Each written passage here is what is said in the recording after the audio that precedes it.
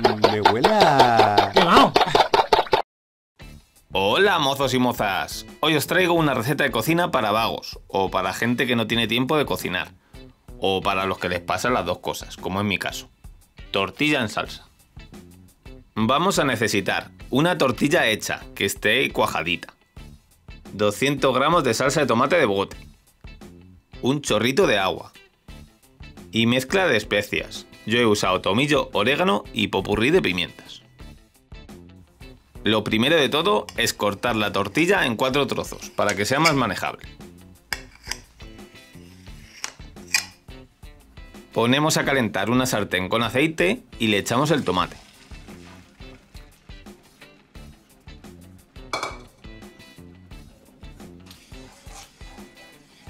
Cuando empiece a coger temperatura, añadimos las especias.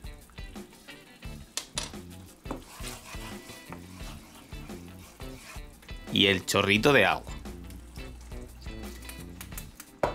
Si vuestra salsa es muy líquida, no hace falta que le añadáis agua.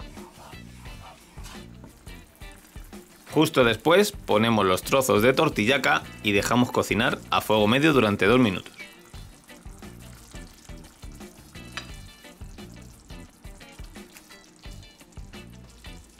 Luego le damos la vuelta y cocinamos otros 3 minutos.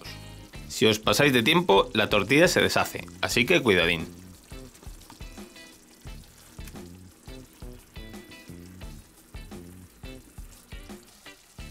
Le podemos dar la vuelta otra vez para ver que está todo correcto.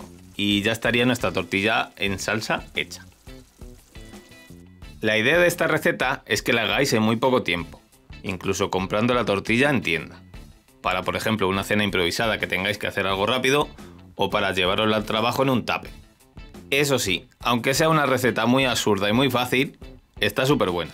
Y podéis variar los condimentos de la salsa echándole, por ejemplo, curry u otras especias ahí locas que se os ocurran. ¡Qué bueno! Si te ha gustado esta tortilla en salsa para vagos, da a me gusta y suscríbete si es que no te da mucha pereza, claro. Nos vemos en el siguiente vídeo, mozos y mozas.